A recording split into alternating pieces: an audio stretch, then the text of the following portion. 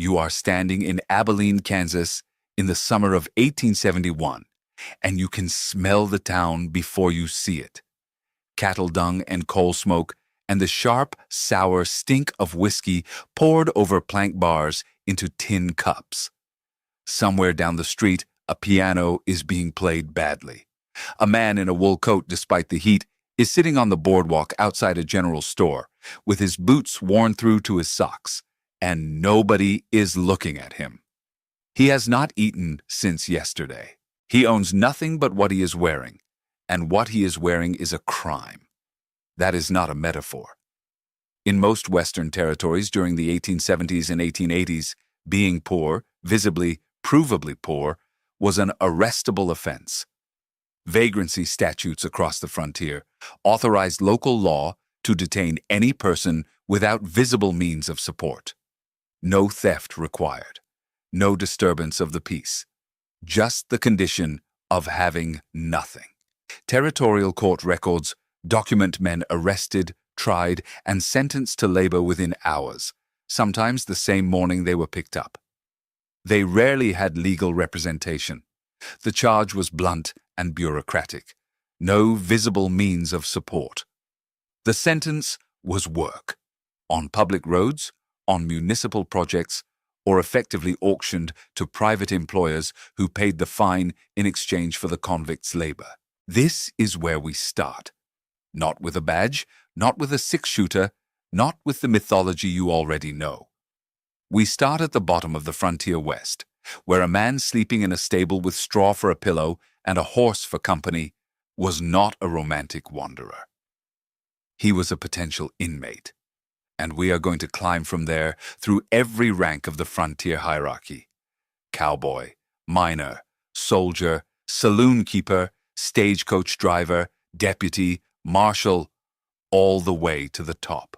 You will learn what each of them earned, what each of them did from sunup to sundown, and what each of them risked every day they stayed in the job. And here is the contract I will make with you now. By the time we reach the top, you will understand that the entire system, from the drifter sleeping in the dirt to the United States Marshal signing federal warrants, was built on the same economic logic. And that logic will unsettle you. The drifter survived on scraps, splitting wood, mucking stables, hauling water, work paid in meals, or a handful of pennies. Period accounts suggest 25 to 50 cents for a full day of unskilled labor in Western towns, when labor was available at all. That is not a living. That is a slow negotiation with starvation. David Courtwright's demographic research identifies transient men without social ties as the most vulnerable population on the frontier. They died of exposure, of malnutrition, of injuries no one treated, and illnesses no one diagnosed.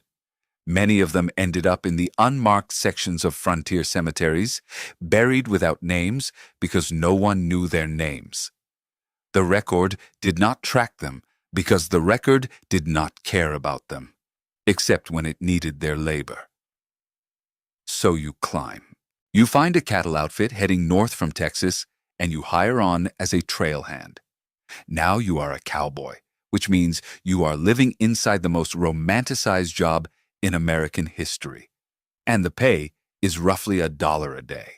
The trail drive ran April through October, 800 to 1,200 miles from South Texas to the Kansas shipping points, Dodge City, Abilene, Wichita. 2 to 3 months of moving cattle north at 10 to 15 miles a day.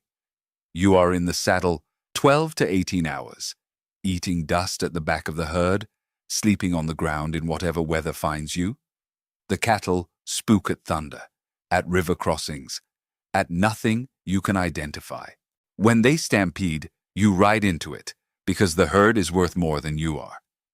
Jimmy Skaggs's research on the cattle trailing industry documents the actual killers: horse falls, stampede crushings, lightning strikes, river drownings, rattlesnake bites. Not gunfights, not duels at high noon. The things that killed cowboys were the things that happened when you put a 20-year-old on a horse for 16 hours in open country and told him to control 1,000 animals that outweighed him 20 to 1. Common trail hands earned $25 to $40 a month. The trail boss made $100 to $125. Off-season ranch work, when you could get it, paid $15 to $25 plus board. Many cowboys were simply unemployed from November to March. And here is what Teddy Blue Abbott remembered, decades later, about what happened when you reached the cattle town at the end of the drive. You spent your entire pay in a matter of days. Drink, clothes, a bed that was not the ground. Then you rode south broke and started over. Most cowboys were young, teens and 20s. The body did not tolerate the work much longer than that. A few seasons, and you moved on. To ranch work if you were lucky, to something else if you were not. The grizzled veteran cowboy of the movies is a creation of the dime novels. The real cowboy was a seasonal laborer with cracked hands and a sunburned neck who aged out of the profession before he turned 30. But here is what should genuinely surprise you. The man nobody put in the movies, the hard rock miner working underground in the Comstock Lode, earned $4 a day, 4 times what the cowboy made. You trade the saddle for a candlelit tunnel. 10-hour shifts in shafts where the temperature at depth can exceed 100 degrees Fahrenheit. You work by candlelight. You breathe silica dust with every swing of the single jack hammer. The walls are braced with timber that groans when the earth shifts. Water pools at your feet. Period testimony from Comstock miners describes conditions so extreme that at the deepest levels, men worked in 15-minute shifts and consumed enormous quantities of ice water just to remain conscious. Men fainted from heat regularly. There were no hard hats. Those would not be invented until the next century. Richard Lingenfelter's research documents hundreds of deaths from cave-ins, fires, and machinery accidents on the Comstock alone between 1860 and 1880. And those were the quick deaths. The slow one was silicosis, miner's consumption. Silica dust accumulating in the lungs year after year until breathing became a labor in itself. Many hard rock miners were dead or disabled by their 40s. $4 a day, and it cost you your lungs. The man who poured your whiskey when you came up from the shaft was doing better than you might think. The saloon keeper in a cattle town or mining camp was a businessman operating the most important institution in town. And I mean that literally. Elliot West's research documents that frontier saloons hosted court proceedings, church services, political meetings, and elections when no other suitable building existed. Before the courthouse was built, before the church went up, the saloon was the civic center of a new western town. The bar was plank, not polished mahogany. The lighting was oil lamps and candles, not gaslight. The floor was rough wood with sawdust to absorb the spills. But the money that flowed across that plank bar during cattle season could be extraordinary. Period accounts suggest $50 to $300 a day in gross receipts for a well-located establishment. And then there is the man the federal government sent to hold the line. A United States Army private on the frontier earned $13 a month, less than a cowboy. Robert Utley's study of the frontier regulars reveals a force defined not by combat, but by tedium. Building and maintaining posts, chopping wood, digging latrines, escorting supply wagons across empty country. The army posts themselves were not fortresses. They were low, crude buildings of adobe or timber arranged around a parade ground, more work camp than military installation. The soldiers wore blue wool uniforms unsuited to Western heat, ate monotonous rations, and died overwhelmingly not from native arrows, but from dysentery, malaria, scurvy, and venereal disease. Desertion rates sometimes exceeded 30% annually. That number alone tells you what you need to know about frontier army life. The army was heavily composed of immigrants, Irish, German, and impoverished men with no better options. The entire post-Civil War regular army numbered around 25,000 men spread across the continent. This was the force tasked with controlling a territory larger than Western Europe. If you wanted real pay and genuine fame, you drove a stagecoach. Top drivers for major lines like Wells Fargo earned $100 to $150 a month, among the highest wages available to any non-professional worker in the frontier West. And they earned it. A Concord coach, that distinctive egg-shaped body riding on leather thoroughbraces, pulled by 4 to 6 horses over rutted mountain tracks at speed. You held 6 reins in your hands and controlled half a ton of horseflesh on a road carved into a hillside with a drop-off that would kill everyone aboard if you misjudged a turn.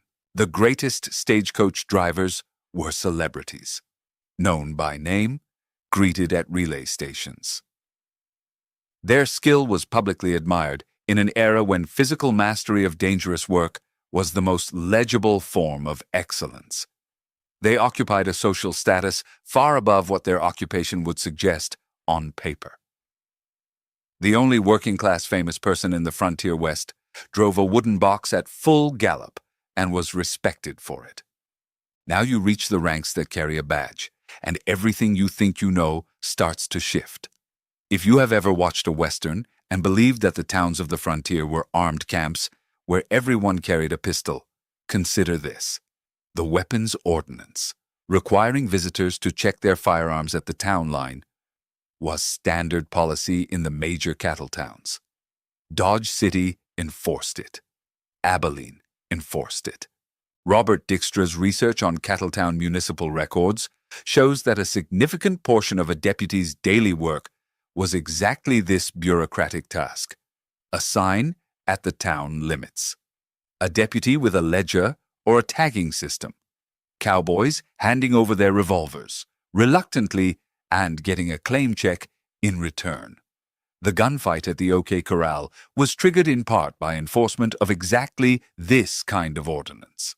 The armed Wild West was actually a place where the most famous towns required you to disarm at the door. A town deputy earned $50 to $75 a month, sometimes supplemented by a cut of the fines he helped collect. Reasonable pay.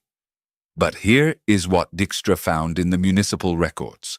Many deputies were hired specifically for cattle season and laid off when the herd stopped coming. Seasonal labor. The man policing the cowboys was employed on the same seasonal cycle as the cowboys he policed. Hired when the money arrived, released when it left. If you think it got better when you pinned on the Marshal's badge, think again.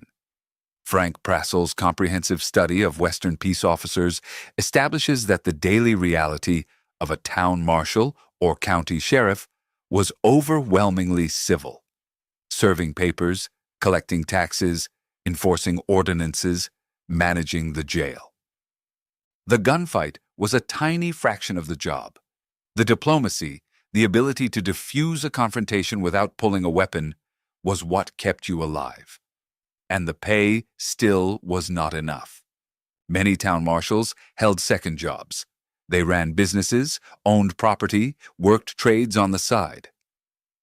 Wyatt Earp, during his time in Dodge City, was simultaneously involved in real estate speculation and gambling operations. The lone, full-time lawman, devoted entirely to keeping the peace, is a cinematic invention. The real marshal was a man working 2 or 3 angles, because the badge alone could not feed his family. Now, you have probably been wondering about the bounty hunter, that solitary figure tracking fugitives across the wilderness, answering to no one, collecting rewards in gold coin. If you are looking for that man in the historical record, you will search for a long time. The professional independent bounty hunter, as depicted in film, was rare to the point of near non-existence. Most fugitive apprehension was handled by deputy sheriffs and deputy U.S. Marshals. men with official appointments who had a very specific financial reason to make arrests. Which brings us to the top of the ladder, and this is where the floor drops out. A United States Marshal was a federal appointee, nominated by the President, confirmed by the Senate. This was a political position, not a promotion from the sheriff's office. The Marshal himself was often an administrator who sat in an office and delegated the dangerous work to his deputies. But the compensation system, the way the entire operation was funded, is what should stop you cold. U.S. Marshals and their deputies were not salaried. Not in the way you understand that word. They were paid fees, per service. Every warrant served carried a fee. Every arrest carried a fee. Every mile traveled transporting a prisoner carried a mileage fee. Every day a prisoner spent in custody carried a per diem for feeding. Larry Ball's definitive study of the federal marshal system lays this out in meticulous, uncomfortable detail. The highest law enforcement authority in the frontier West operated on a structure that was, in its mechanics, indistinguishable from a bounty system. The badge made it legal. The fee schedule made it profitable. A well-positioned marshal in an active territory could earn several $1,000s a year through these fees. But the incentives the system created were corrosive. Ball documents cases of deputies arresting people on thin pretexts to generate fees, billing the government for prisoner meals that cost far less than the reimbursement rate, transporting prisoners along longer routes to maximize mileage payments. Every arrest was an invoice. Every mile was a billing item. Every prisoner was a revenue stream. And the deputies who did the field work, the men who actually rode into Indian territory with a warrant in their saddlebag and no backup for 100 miles, paid for this system with their lives. Judge Isaac Parker's federal court at Fort Smith, Arkansas, held jurisdiction over Indian Territory, present-day Oklahoma. Parker sent out more than 200 deputy marshals between 1875 and 1896. Over 60 of them were killed in the line of duty during his tenure alone. Other sources place the broader figure for Indian Territory at over 100 deputies killed between 1872 and 1896. That is not a statistic. That is a roll call of men who rode into vast, ungoverned country alone, carrying the authority of the federal government in their pocket and a revolver on their hip, and did not come back. If you were thinking about what you have heard tonight, and I think you should leave a comment on which of these ranks surprised you most, because I suspect the answer is different for everyone. You might notice the pattern that connects all of them. The drifter was arrested so his labor could be extracted for free. The cowboy was paid $1 a day to do work that broke his body by 30.